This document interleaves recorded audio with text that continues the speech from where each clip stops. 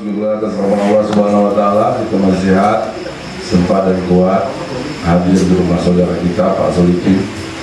Tadi alhamdulillah sudah melaksanakan yasinan yang disampaikan tadi setiap malam Jumat.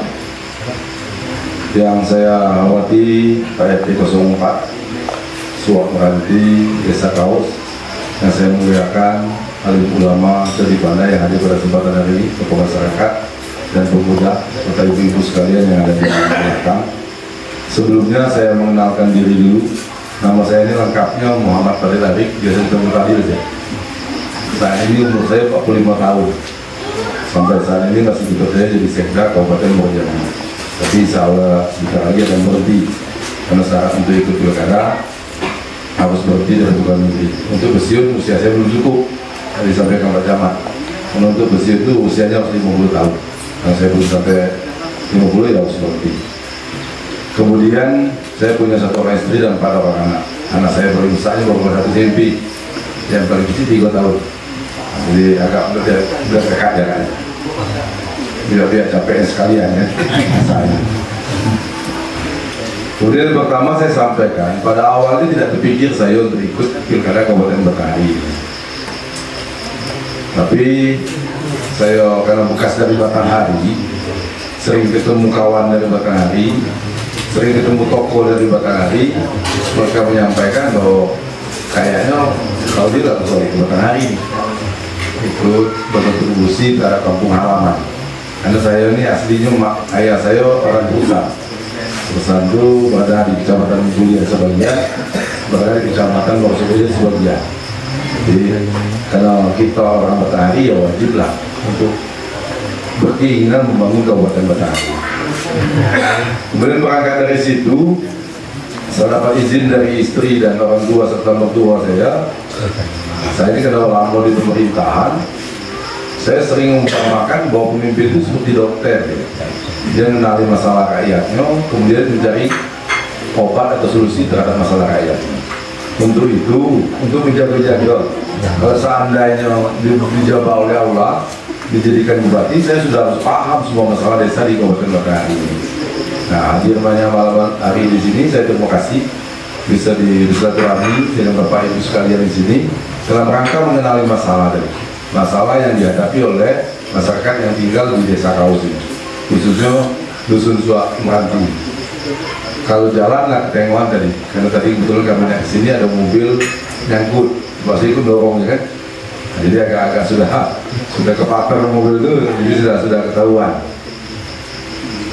Sering kita dengar bahwa setiap pilkada kalau itu pasti ngomongin ekonomi kerakyatan, ekonomi yang berpihak kepada rakyat. Tapi programnya tidak kita rasakan. Ekonomi kerakyatan itu seperti apa? Yang pertama, apabila kita ingin membangun ekonomi rakyat Batanghari, pasti di bidang pertanian, karena rata-rata kita petani. Terserah petaninya bidang apa, mau sawah, kebun karet, kebun sawit, peternakan, perikanan, semua di sektor pertanian. Untuk menunjang itu, yang pertama kali aksesnya harus lancar. Pergi ke kebunnya lancar, bawa hasilnya juga lancar. Nah, tadi yang kita saksikan, kalau nyangkut-nyangkut macam itu biayanya jadi mahal. Kemudian semangat kita juga jadi berkurang, karena tenaga banyak habis di jalan. Ini yang harus dituntaskan ke depan. Tadi saya sudah pertemuan di tempat Pak Tuagino, sebagian sudah tertangkap masalah di situ. Tapi mungkin di Suwak Meranti agak beda dikit, mungkin. Karena hampir semua desa di Batanghari ini masalahnya mirip. Hampir semua jalan ini buruk. Tapi kalau di Kaus ini buruknya. Ya. Karena yang di tempat lain itu buruk, bawahnya bekas aspal. Kalau sini buruk, bawahnya tanah juga kan. Nah, utuh masih tanahnya, masih alaminya. Walaupun kata Bapak tadi ada aspal jimat di sebelah sana ya. Kemudian saya ulang lagi dari yang sampaikan Bapak Gino, disampaikan oleh Pak Camat tadi, kita ini tidak akan mungkin sejahtera kalau kebun kita tidak memproduksi dengan optimal. Tadi saya sampaikan bahwa idealnya kebun karet itu sekali motong, sekali nyadap itu minimal 50 kilo dapat. Ada yang sampai 80 kilo. Itu idealnya kebun karet. Tapi di Batanghari sehektar sekali motong 85 kilo atau 7 kilo. Kita masih nyalakan harga juga. Sementara harga kita tidak bisa tentukannya. Yang bisa kita tentukan itu produksinya. Bagaimana rakyat ini bisa produksi kebunnya optimal. Yang pertama bibitnya harus jelas. Yang kedua ilmunya harus ada. Jadi ke depan ini termasuk kita remajakan kebun-kebun yang tidak produktif ini. Tapi sebelum diremajakan kita siapkan dulu penghasilan penggantinya. Karena kalau ada kebun karet 4 tahun mau mana lagi kan. Nah kemudian juga macam-macam tata cara pemodalan. Ini semua harus diatur oleh pemerintah sehingga masyarakatnya direncanakan 4 tahun kemudian menjadi sejahtera. Nah, kita pengen suatu-waktu di Batanghari ini tidak ada lagi bantuan. Karena yang namanya bantuan itu tidak akan membuat kita senang, cuma melepas sesak saja. Ya, 600.000 sebulan. Ya, nah tulis semuanya tidak cukup dari situ. Tapi itu diberikan bantuan menjelang dia kuat. Nah, tapi kita harus punya program yang membuat masyarakat bisa kuat ke depan. Tadi disampaikan oleh Pak Mas Rumah di sini, jangan jauh-jauh. Kita tanya apa? Lahan kita cukup luas untuk dioptimalkan, tapi tidak ada program yang tepat. Kalau bahasa kerennya tidak fokus memikirkan masalah rakyat. Sudah jelas masalah rakyat, produksinya kurang, jalan-jalan lancar, tapi malah anggarannya pergi ke tempat lain. Cuma bahasanya berpihak ke rakyat terus, tapi prakteknya tidak ada pihak dari kan, tidak pernah dihadirkan. Kemudian di Batanghari ada satu lagi yang harus kita ubah, bagaimana ke depan silaturahmi pemimpin dan rakyatnya terjalin dengan baik. Rakyatnya bisa mendatangi pemimpinnya, pemimpinnya juga mau mendatangi rakyatnya. Maka ke depan, kalaulah kerja kita di dunia Allah, kita akan membuat program Jumat Barokahnya. Setiap Jumat rumah bupati dibuka untuk rakyat. Kemudian juga bupati secara berkala mendatangi rakyatnya. Kan di kaos ini sama dengan di bungku, dia payah kemudian tuh. Termasuk pejabatnya datang ke sini. Karena kamu payah. Karena jalannya Pak ya, coba kalau aspal itu kemudian, jangan kemudian kita datangkan kemudian ya. Ya, ini harus kita ubah ke depan. Kemudian juga di bidang pendidikan, kita begitu banyak anak-anak kita sekolah, tapi setelah sekolah dia tidak begitu maksimal ilmu yang didapat. Karena itu pendidikannya tidak ditingkatkan kualitasnya. Sarana prasarananya juga macam itulah. Kemudian gurunya tidak pernah ditambah ilmunya. Hingga ilmunya diajarkan guru ya ilmu lama itulah.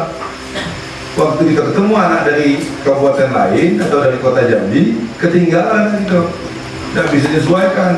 Kita kirim pesantren di Jawa, lagi tambah ketinggalan lagi. Nah ini ke depan ini harus kita ubah.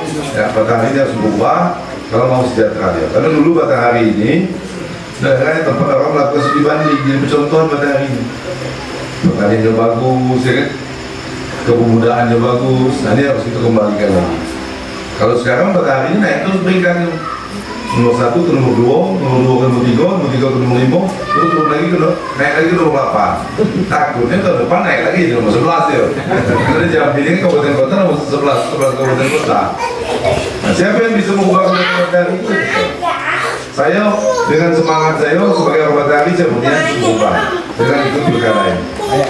Tapi yang mengubahnya sebenarnya adalah masyarakat Kabupaten Batanghari. Dengan cara apanya?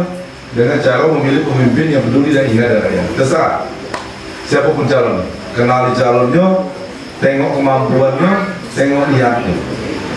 Karena ada sebagian orang anggap, tadi saya sampaikan di Pulau Raman, kalau ada orang berada itu kecil kemungkinan korupsi. Salah. Faktanya yang banyak masuk penjara malah pemimpin yang dari kalangan berada. Contohnya di Jambi, orang paling kaya di Jambi malah jadi pemimpin itu yang ketangkap karena korupsi. Lebih kepada mentalnya masing-masing. Ya, tidak ada jaminan status kita. Yang ulama lah, yang dosen lah, tidak ada jaminan dia akan lebih baik dari orang lain. Tapi yang menjaminnya adalah niat dan pengetahuan. Kalau niatnya baik, dia akan bisa melaksanakannya dengan baik. Nah, jadi nanti kalau ada calon bupati Batanghari lagi, ajak juga seperti ini, diajak diskusi, supaya kita bisa kenalinya. Ini sering saya ulang-ulang, jangan seperti beli kucing luar karung kan. Kali karung yang kita buka, pokoknya keluar anak tikus. Kan lebih tertipu lagi gitu kan. Yang lebih parah lagi silaturahminya 5 tahun sekali. Tiap nak pilkada, Ini kacau nih. Tapi hebat masyarakat tadi ini baiknya mau lagi tuh. Tidak ada kapok-kapok ya kan. Nah saya nanti minta izin setiap pertemuan kalau amanah orang tua saya tetap membuat daftar hadir. Gunanya yang pertama, kalaulah seandainya Allah membuat kerjaan yang berhasil, kita harus ketemu lagi. Ketemunya bisa di rumah saya, bisa saya datang ke sini lagi. Apa guna ketemu tadi? Untuk mengingatkan yang kita bicarakan malam ini. Deal, kata PRT, masih searah lah jalan sama kami dulu, belum dibuka bayi. Kalau ketemu kan bisa kita ingat lagi. Tapi kalau ketemunya menjelang pemilihan lagi, kapan lagi kita bayinya? Udah lagi ujung-ujung kan? Nah, akhirnya dia ngomong, tunggu pula periode ke depan. Wah, itu kacau. Nah, tidak bisa selesai kami itu. Nah ini mungkin sepintas itu saja. Nanti saya mohon tolong masukkan kritikan. Tapi kalau ada yang saya sampaikan tadi salah, dibantah saja. Dan tidak mungkin semuanya benar. Nah, tapi kalau ada masukan, saran, pertanyaan, sama-sama kita diskusi. Saya mohon maaf, gaya saya beginilah. Kalau ada yang salah juga ditegur. Nah, Pak Imam, kalau ada yang kurang sopan, kurang batas ya ditegur. Tapi memang daerah ini agak khas di daerah ini, karena memang dia sepojok Pulau Raman dengan kaos ini.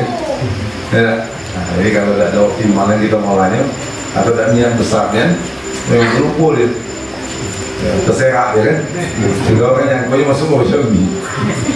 Padahal masih di Kabupaten Betari. Takutnya lama-lama orang kaos ini tidak pindah ke Jambi pula kan. Kacau. Amat besar Kabupaten Pemekaran. Kalau apa Kabupaten Induk. Nah, ini bagaimana sama-sama kita ke depan membuka Kabupaten Betari. Ya, saya ada beberapa program. Yang salah satu tadi itu tentang keberkayaan. Bagaimana pertanian kita ke depan bisa bagus. Yang pertama, produksinya harus maksimal. Untuk memperbaiki produksi, bibitnya harus jelas. Untuk memperbaiki produksi, ilmu petani harus ada. Untuk memperbaiki produksi, akses ke kebun harus bagus. Maka ke depan kita akan buat kantor khusus tentang jalan usaha produksi pertanian. Kemudian akan ada kantor khusus tentang optimalisasi pertanian. Karena nanti kita buka kebun tidak bisa lagi bakar, harus pakai alat berat. Jadi alat berat standby, dibantu Pemda dengan biaya yang disubsidi, sehingga petani jadi ringan nantinya. Nah, kemudian kita memperbaiki dunia pendidikan tadi, dan kita juga akan support anak-anak kita yang kebetulan orang tuanya kurang mampu, tapi anaknya memang giat belajar, kita akan berikan beasiswa kepada anak yang dari keluarga kurang mampu. Kemudian untuk menyemangati anak-anak kita yang berprestasi, kita juga akan berikan beasiswa sampai perguruan tinggi. Kemudian kepada anak-anak yang rajin ngaji, habis Quran, kita juga akan berikan beasiswa supaya anak habis Quran tambah banyak di Kabupaten Betari. Mudah-mudahan tambah banyak orang hafal Quran, tambah jauh malapetaka dari Kabupaten Betari. Banyak lagi yang lain tapi langsung bertanya aja, ya, kayak bosurnya pasti ada. Saya ini membuka dikit-dikit karena musuh kalau di YouTube kan, nah, dekat cewek.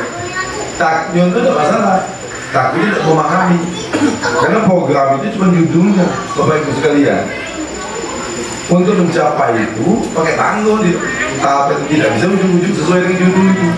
Ya selama ini banyak tiap pilkada calon bupati itu visi-visinya dibuatkan oleh dokternya yang jago, sehingga calonnya cuma baca sewaktu di dalam tidak paham dia. Apa itu ekonomi kerakyatan, apa itu reformasi birokrasi. Pemerintahnya harus kita buat bersih dia, sehingga pengusaha mau masuk ke Betari. Kalau pengusaha banyak masuk, banyak pekerjaan di Betari. Tapi pengusaha juga tidak boleh semena-mena. Jangan buat tanggul sawah rakyat jadi kering atau sawah rakyat jadi terendam. Harus diatur dengan baik juga. Kalau pemerintah ini tidak bersih, pengusaha payah datang. Kalau baru nak berusaha diminta duit kan kacau.